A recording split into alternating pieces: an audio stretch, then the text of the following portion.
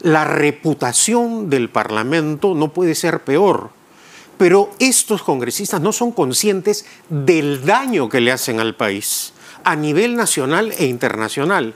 ¿Qué puede pensar un inversionista frente a congresistas que abiertamente encubren conductas delictivas? Esa es la vergonzosa realidad. No respetan la Constitución. El ex primer ministro Pedro Cateriano hundió al Congreso fujimorista al asegurar que la situación del Parlamento es vergonzosa y condenable. Este es un Congreso que encubre actos ilícitos porque mantiene a personas en el ejercicio de la función legislativa con total impudicia y peor no puede estar. Para Cateriano, Alejandro Soto es solo una raya más al tigre, cuyo cinismo es similar al del jefe de su partido, el señor César Acuña, que ahora declara que esta es solo una batalla periodística para crear una crisis política, cuando hemos llegado a un nivel en el cual la reputación del nido de ratas del Congreso no puede ser peor, porque estos parásitos no son conscientes del daño que le hacen al país a nivel nacional e internacional, ni caen en cuenta en qué podría pensar un inversionista frente a congresistas chupasangres que abiertamente encubren conductas delictivas. Pues nada los altera, debido a que tanto las ratas de la derecha como de la izquierda están de acuerdo en mantener esta calamitosa situación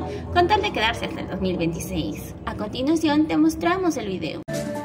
Hemos invitado al doctor Pedro Cateriano, quien ha sido ministro de Defensa y primer ministro hasta en 2 oportunidades diferentes, además de haber sido diputado elegido el año 90 con el movimiento fundado por Mario Vargas Llosa, Libertad. Pedro Cateriano, muy buenas noches. Buenas noches, Fernando. Gracias por estar con nosotros. Usted conoce el Ejecutivo y el Legislativo. Quisiera comenzar hablando sobre el Legislativo. Hay un presidente desde hace unas semanas nuevo, el señor Alejandro Soto, sobre el que han habido varios cuestionamientos y respuestas de él que han juzgado muchos insuficientes, lo que ha llevado a que nos ofrezca dar una conferencia de prensa dentro de 12 días, el lunes 28, después de haber ido al Cusco para recabar documentación. ¿Hace falta en nuestros días ir a una región para recabar documentación fiscal, judicial? Yo creo que la situación del Parlamento es absolutamente vergonzosa y condenable. Este es un Congreso que encubre actos ilícitos, Fernando. Este es un Parlamento que mantiene a personas en el ejercicio de la función legislativa con total impudicia. Peor no puede estar. Soto es una raya más al tigre. Además, hemos visto que su cinismo es similar al del jefe de su partido, el señor Acuña, que hoy día declara que esto simplemente es una batalla periodística para crear una crisis política. Entonces hemos llegado a un nivel en el cual la reputación del Parlamento no puede ser peor, pero estos congresistas no son conscientes del daño que le hacen al país a nivel nacional e internacional.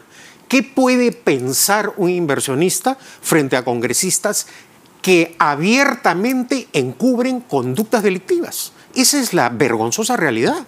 Y frente a esto no hay nada que los altere, porque tanto los congresistas de izquierda y de derecha están de acuerdo en mantener esta calamitosa situación. Pero no todos, no todos. Hay algunos que levantan la voz, exactamente, hay denuncias, y algunos también que hacen el gesto de presentar proyectos para adelantar las elecciones, pero son eso, son gestos, ¿no?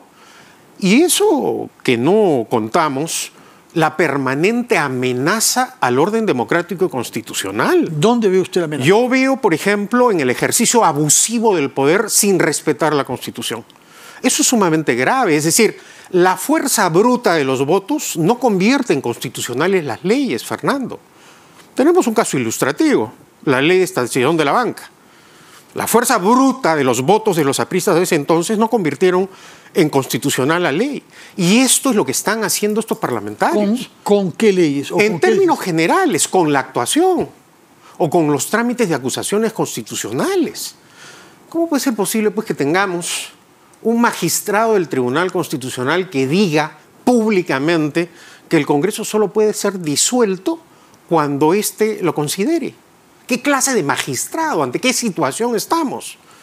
Y acá se tramitan los procedimientos legislativos violentando el Por ejemplo, ¿cuál es? Por ejemplo, esta acusación constitucional que se ha presentado. ¿Cuál de ellas? Contra los ministros y el expresidente Vizcarra y el parlamentario, el excongresista Gino Costa. Es decir, cosas elementales, que las Y sabe, jueces que las constitucionales, sabe, y que jueces las sabe. Si me constitucionales. permites Sí, terminar por para favor. no perder la dilación, que la sabe hasta un cachimbo de derecho. Una sentencia del Tribunal Constitucional no tiene efecto retroactivo. Entonces estamos llegando a unos niveles de escándalo, Fernando. Esa es la situación del Parlamento. Pero más preocupados están no en defender los intereses del pueblo, como decían los candidatos de Perú Libre, sino en defender sus intereses económicos, partidarios y políticos. Esa es la penosa situación en la que nos encontramos. Ahora, entre las cosas que se le reprochan al señor Soto, hay una que choca particularmente porque él ha votado una ley de la que se ha beneficiado en un proceso judicial que hubiera podido llevarlo a la cárcel durante 8 años, ¿no? El caso del señor Soto es tan vergonzoso que no merece mayor análisis, Fernando.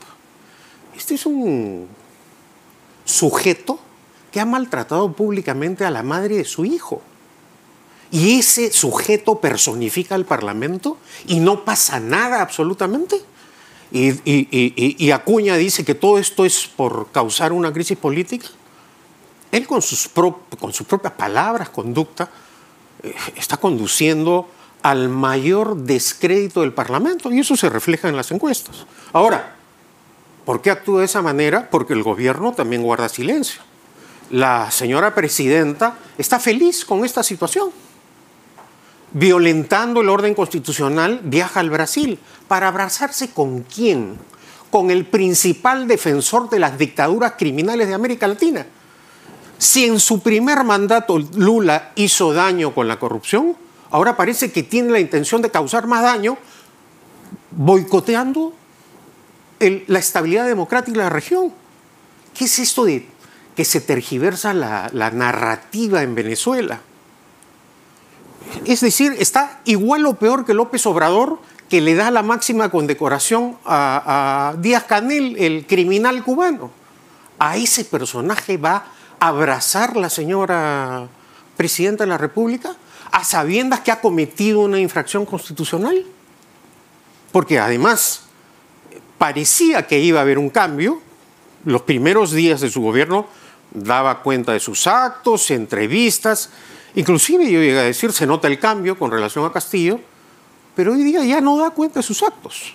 Vive en su burbuja. Y es una calamitosa gestión pública. Estamos ya en la mitad del mes de agosto. Sí.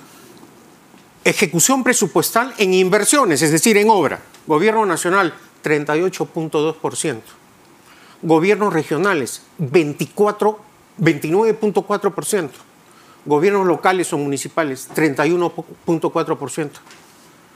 La señora presidenta está preocupada en otras cosas, pero no aclara las imputaciones contra ella, sino que además... ¿Cuáles imputaciones? ¿Por las muertes? Obviamente, por las muertes... Nos ha dicho la fiscal que en unos días, o muy pronto tendremos... Pero ese es trabajo de la Fiscalía. Ella, como jefa suprema de las Fuerzas Armadas, como jefa de Estado, ha debido hablarle con la verdad al país. Y ella, así como nos tonteó con el tema del adelanto de las elecciones generales, en un tema gravísimo de imputaciones de violaciones a los derechos humanos, ha guardado silencio.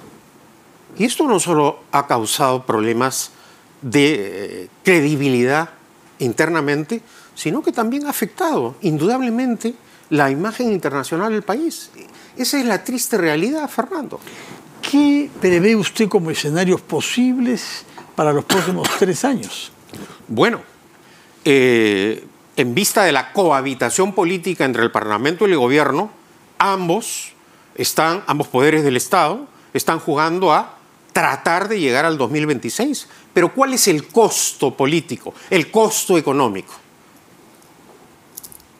Más desempleo, la anemia ha subido, las inversiones nacionales y extranjeras se han paralizado y lo que está haciendo la señora Boluarte con su ineptitud, porque esto hay que decirlo claramente, este es un gobierno inepto, está agravando más la gestión pública del país. Esa es la realidad. Lo otro ya es entrar al terreno de la especulación. ¿Pero qué es lo razonable que suceda? ¿Está usted de acuerdo o no en que hay un adelanto de elecciones? eso era lo razonable. Inclusive se había dado un paso.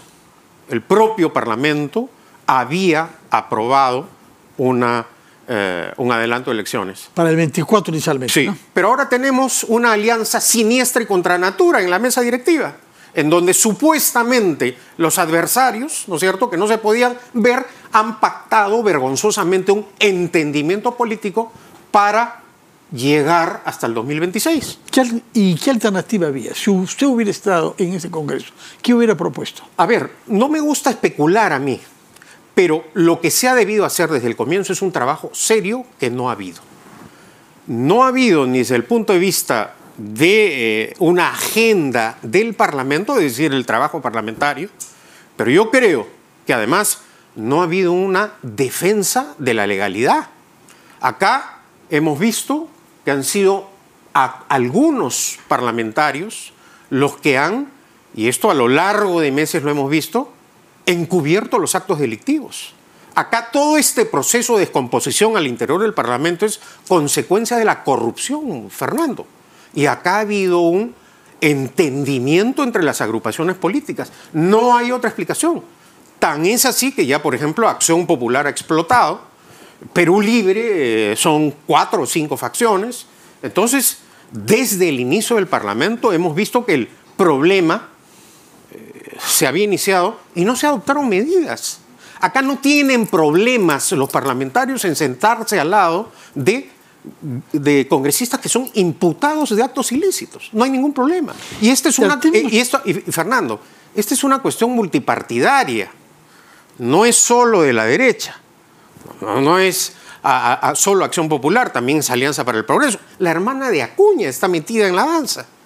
Y Perú Libre, que se suponía defendía los intereses populares, lo que defiende son sus billeteras. A la hora de las decisiones políticas defienden sus billeteras. Y hoy día el Parlamento parece ya la hacienda del señor Cerrón, que condenado por la justicia se da el lujo de hablar en el local del antiguo Senado. Y no pasa absolutamente nada, Fernando. Hay algunas quejas, ¿no? Bueno, quejas, sí. Lo mismo, volvemos a lo mismo, gestos políticos.